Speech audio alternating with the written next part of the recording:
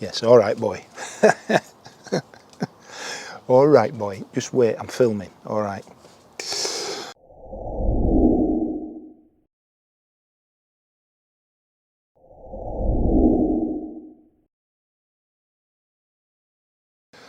Hey up, welcome back. So today what I thought I'd do is just take a detailed look at the fit and finish on this my new Royal Enfield Super Meteor 650 in the celestial red colour scheme with the touring apparel attached there too. So I've mentioned in past videos that I do believe that this bike represents an evolution and a positive departure from some of the earlier fit and finish and build quality associated with the Royal Enfield brand. Now, this is by no means a critique, unfair or otherwise, on the fit and finish and build quality of the Interceptors and Classic 350s, because they are fundamentally very good indeed. But whatever the standard, it can always be developed upon and in certain respects improved upon. And I commented very early on during my ownership of the Classic 350 that it felt to be of a slightly better build quality and overall heft than the Interceptor, and I believe that the Super Meteor 650 takes it a step further too. But such is the progression of motorcycle design and manufacturing techniques. So what I propose to do is just take you through what I consider to be the most significant and most obvious areas of improved build quality and fit and finish with this bike as opposed to its 650 siblings, the Interceptor and the Continental GT. So without further ado, let's take a closer look. So first off, taking a look at the triple trees here, this lustered billet aluminium finish. It really does look top quality. It's got a CNC look about it. I suspect it's actually cast, but it's got a CNC look about it. And the all three of the brackets certainly are of premium finish and appearance. It's one of the first things that your eyes are drawn to, actually.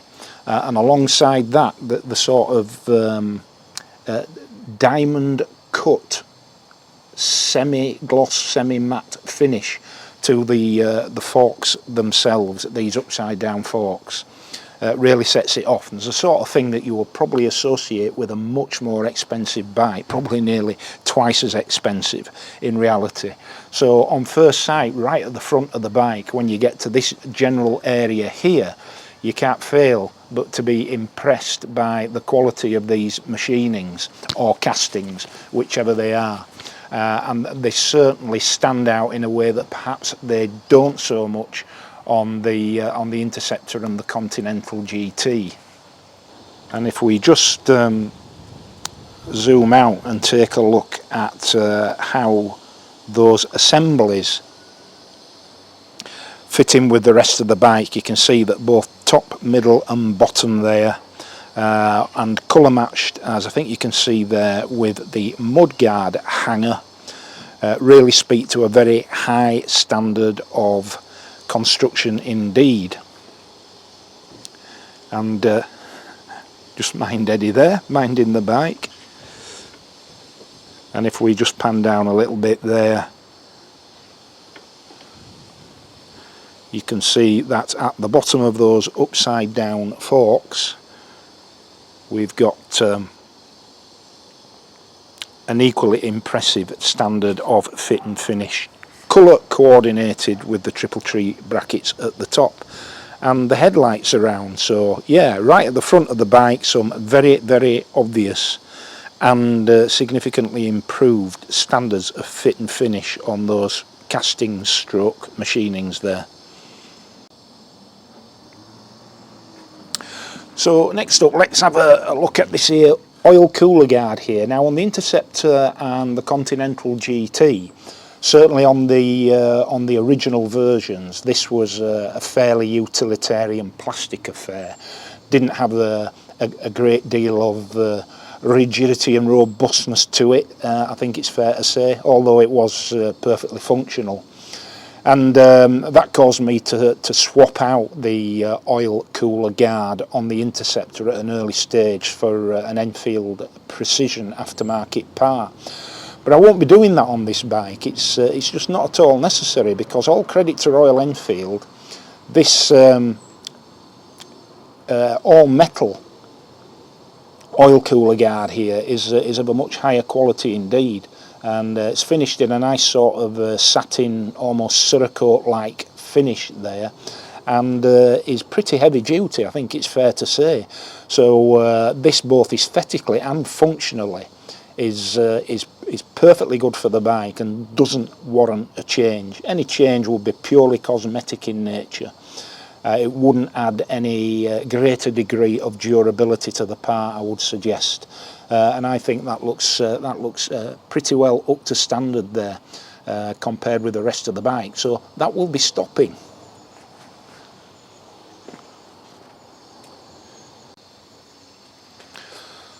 So let's move on to the fuel tank, and I have to say this represents again a significant improvement over the other two bikes. The badging alone there, that beautiful polished Royal Enfield winged emblem there on the side of the tank, absolutely perfectly sits with the overall design of the bike and oozes quality. Looks and feels really substantial. And even things like the Monza style filler cap that you can see at the top there, which is hinged, unlike the Interceptor and Continental GT where the cap comes completely away, that one is hinged, and in that brushed aluminium finish there, it really does look the part. So yeah, the tank, I mean the paint finish is absolutely stunning, I cannot fault it. There are no masking lines, no under the lacquer imperfections, nothing that draws my eye to that tank in a way that suggests it isn't. Absolutely right up there with motorcycles that are 2 or 3 times more expensive. So well done Royal Enfield there, and absolutely superbly turned out, superbly finished 15.7 litre fuel tank there, and a gorgeous shape that just melts into the overall contours of the rest of the bike. Yeah, 10 out of 10 there, Royal Enfield. So yeah, let's just talk about the handlebar and instrumental display there, or instrumentation display rather. Again, just carrying on basically from the excellent standard of fit and finish for the triple trees there. You can see the handlebar yoke and the handlebar fasteners there, exactly the same finish, exactly the same solid high-end look to them. Set off nicely there by the fork tops there with the Showa logo on. And there you can see the standard analog speedometer with the central LCD readout, and alongside that the Royal Enfield Tripper navigation system, and it all works perfectly well. The LCD display basically will tell you your fuel capacity, your odometers 1 and 2, or rather your trip meters 1 and 2, your odometer reading, your gear position indicator, a clock, and that's your lot, and it's more than enough in the centre there. So pretty good design that, I think. Obviously that's evolved from the likes of the Scram and the Classic 350 and the Hunter 350, and I think a lot of people, including me, might have preferred a standard polished stainless steel finished double unit with the traditional layout of speedometer and rev counter, but then you'd probably would have had difficulty factoring in that tripper navigator. So you pay your money, you take your choice, but I think stylistically for me, I would have preferred that having a similar though improved finish twin dial assembly like the Interceptor and the Continental GT, where you have the ref counter and the speedometer, and that with some form of enhanced digital display, including things like a gear position indicator and a clock, and that would have been just perfect. But it is where it is. Royal Enfield will have had the reasons, and if part of that rationale was to keep the manufacturing cost down, then we all ultimately benefit from that philosophy, don't we? So I think it looks perfectly acceptable. Maybe not retro in the purest sense, but certainly none of this modern TFT nonsense, which would look absolutely ridiculous on a bike like this, in my opinion. So now let's have a look at this here seat. This is the upgraded custom stroke touring seat that features only on this particular model of the bike. And if you have the standard model of Super Meteor, then I thoroughly recommend upgrading to this seat. There's nothing wrong with the seat on the standard bike, nothing wrong with it at all. All of which said, the fit and finish on this seat is again an order of magnitude improved upon the stock seat on the standard models. As you can see there on this model, it comes with the backrest, and I think the quality of the material and the quality of the stitching around those seat panels is exceptional. And there we have no less than an embroidered Royal Enfield logo. And again, I'm sure you'll agree that is the sort of finesse that you would expect from a much more expensive bike. So again, top marks for the seat. That looks like it comes off a lot more expensive machine than this one. So top marks for the seat as well. Right, so let's talk engines then. Well, as you can see there, the very familiar Royal Enfield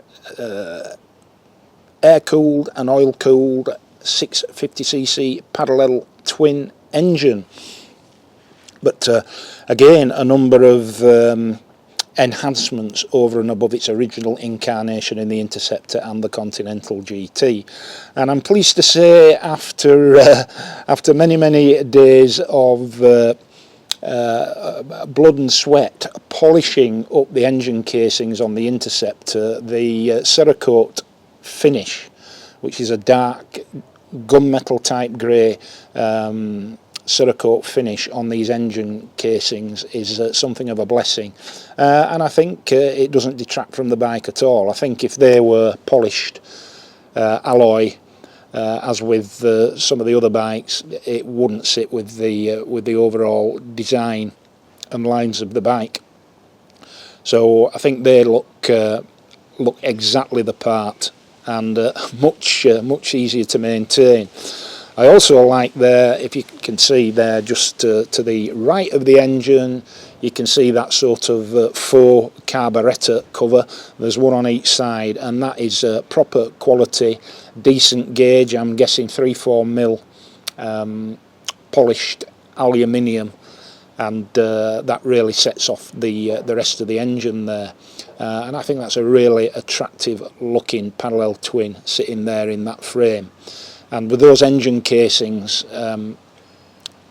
really standing in perfect contrast with the sort of Cerakote black finish of the frame there, and indeed those Jivy crash bars that are fitted. I mean, Jivy have got it spot on. They seem perfectly matched to the colour of the coating on the frame. So the engine, apart from being a cracking engine and with legendary performance and reliability that a lot of you will be familiar with, I think they've just lifted it by some degree in terms of how they've tweaked the design for this bike. And as you can see, I've been polishing away because there's bits and bats of carnauba wax there that I'm going to need to wipe off. But yeah, solid, reliable, trusted, bomb-proof, fantastic 650cc engine, and also I would suggest a work of art, a thing of beauty, the way that it's been incorporated into the overall frame of this machine. So let's get on to the exhaust now. A 2x2 system there, and two beautiful chrome exhausts and silencers, and they sound pretty good too. We'll do a quick sound check before before we wrap up, excuse me. But again, very much to the standard there and style of the classic 350, which in and of itself was a top quality looking exhaust. And because aesthetically this looks so good and sounds pretty good, not quite as throaty as the Lextex were on the Interceptor, but sounds pretty good, I'd be inclined to leave them. They just so much look the part and so much set the bike off that I'd be reluctant to swap those out for, say, the Enfield Precision exhausts. They look and feel top quality. Again, a good gauge of metal layer, and a design that's wholly in keeping with the overall presentation of the bike. So let's turn our attention to the frame then, a fairly important constituent part of the bike. And this frame looking really substantial there, finished in that Cerakote type finish in black or very dark grey. And the quality of the welds, I have to say, is probably better than some of the welds I've seen on the Interceptor or on some Interceptors. And again, I would say on a par with some of the more expensive bikes in this particular category, a motorcycle, a modern classic. I mean, we're not going to be seeing the same sort of standards as we are on handmade bikes like the Nortons and other really niche names where they are truly works of art, are the welds. But this is, to all intents and purposes, a manufactured motorcycle, a mass-produced motorcycle. So the quality of those welds on the frame there, that taken into account, are perfectly acceptable. I wouldn't say they are works of art in their own right, but there is absolutely nothing about them which will give you any concern as to their strength and durability. They're absolutely well up to the task. And yeah, the overall finish of the frame there, absolutely spot on, and the colour match that Givi have got betwixt their engine bars, their pannier frames, and the colour of this, it's almost as if Royal Enfield made them themselves, because if you do get this kit, the pannier frames for the Givi luggage and the engine bars, then you can be absolutely sure it's a perfect match, I promise you. So yeah, that's the frame. I mean, while we're looking at that, of course, we've got the rear foot pegs there that you can see, and obviously the front forward foot peg riding position, which is obviously typical of cruisers, but is not in any way as extreme as you will get on some bikes, like some Harley Davidsons and Indians and what have you. And again, the finish on there, that Cerakote-like finish, fitting in well with the rest of the bike and looking absolutely top quality.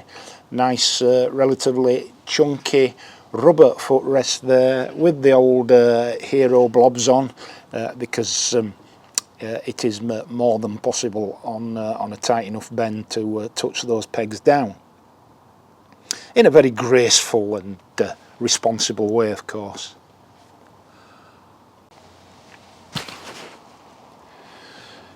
Yeah, so moving to the rear of the bike then, and that substantial rear mudguard, which is made of a pretty thick gauge of steel or aluminium or whatever it is, but it's definitely not plastic, it is metal.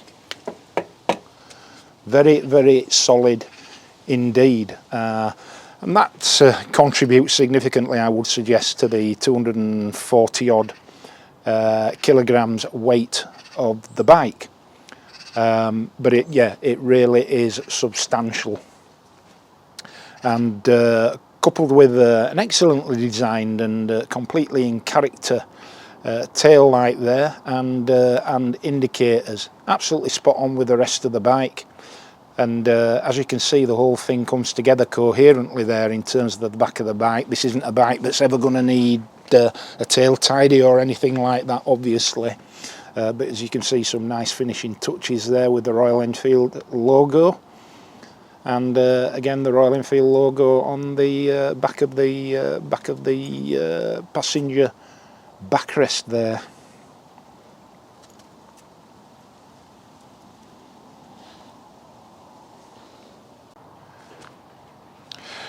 Right then, so before we wrap, if I can just briefly show you some of the things that I fitted to this bike. And as you can probably see there, the Jivy engine bars, as I mentioned earlier, perfectly colour matched to the rest of the bike, to the frame and what have you. To my mind, they look much more in keeping with the overall design of the bike than the Royal Enfield both black and polished steel ones, which were a slightly more ostentatious design to them. These are a lot more nuanced and a lot more subtle on the bike, I would suggest. You can probably see there I've also fitted a pair of LED spotlights. I'll shortly wire those into the switched accessory feed, which is in the headlamp housing there. And they will come on automatically with the ignition, see and be seen and all that, but just a pair of relatively cheap Cree LED lights there I had kicking about unused in the garage, and I've just cali-fudged a mounting system there by disassembling the original mounting system on those spotlights, which weren't right clever, to be fair. But as you can see though, quite smart there, I think, those, all things considered. Really liking the Jivy engine bars there. Okay, so I don't know if you can see there, but I've also fitted from Hitchcock's the polished aluminium, CNC aluminium clutch mechanism cover. They do them in anodised black as well, but that's off the Interceptor, so it was a silver one. But I don't think it looks too much out of place. Perhaps the black would have been a little bit better, but for the sake of a colour, I think I'll stick with that one there. So that just gives a bit of protection to that quite exposed mechanism there, and I don't think it detracts in any way from the overall impact of the engine. You may also be able to see, if I just move the camera around there, that I've fitted to the battery the Optimate 6 connection for the Optimate battery tender, and also you can probably just see there the connection for my Gerbing heated gloves. I know the battery gloves are all the rage now, but I prefer to know that the gloves are going to keep going while ever the bike keeps going. So the Gerbing wired gloves are excellent, I have to say. Now, far better than any make of heated grips I've ever come across. So I've no intention of putting heated grips on this bike. Yeah. Two connectors there for the Optimate and the heated gloves, and I'm sure you can see there also, referred to in previous videos, is the Jivy semi-rigid panniers, which give me plenty of carrying capacity for cameras and bits and bats and the like, and would be of enormous value to you if you wanted to do a fair bit of touring. So, mirrors and switch casings. Well, the mirrors are top quality, and again I have to say these are excellent, much better than the original Interceptor mirrors. all metal, both the mirror housing itself and the stem, and the two retaining bolts there. A top quality finish. They've dispensed with the rubber cover, which I think is a good thing. It looks a lot better. Also here, of course, we can see nice quality metal, and I'm not sure if that's a metal or a plastic cap there on the brake fluid reservoir, but looks a quality item. And of course the levers, both brake and clutch on these Super Meteors, are adjustable, so adjustable for span via that mechanism there. And the switch housings here, again metal switch housings, again top quality, representing a significant improvement over the earlier bikes. Likewise the grips with the Royal Enfield logo there, absolutely top quality. Yes, all right boy. All right boy, just wait, I'm filming. All right. Okay, so that was it, just an overview of fit and finish and build quality on the Royal Enfield Super Meteor 650. What I would say to you is, if you are moving on from an early Interceptor or Continental GT, then you will notice significant improvements and advancements in the fit and finish and overall build quality of the bike. It absolutely oozes quality and style. And not just because there are established names like Showa on the fork tops and what have you. Just as a holistic package, the bike speaks to much more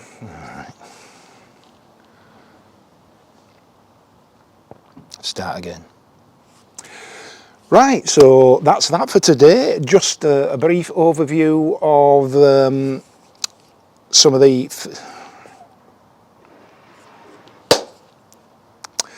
right, okay, so that's that. Just a brief look around those aspects of the Royal Enfield Super Meteor 650 which represent a significant advancement in build quality and fit and finish over the earlier Interceptors and Continental GTs. If you are moving on to a Super Meteor from either of those two bikes, I can promise you that you will notice a significant improvement in terms of fit and finish and overall quality. So yeah, I can highly commend this bike in terms of its build quality to anybody looking for a machine that looks and feels as if it's twice as expensive as it actually is. So hope that was of some interest to you. If it was, please click a like, please click a subscribe. Until the next time, ride safe, be kind, and I'll catch you soon. Cheers.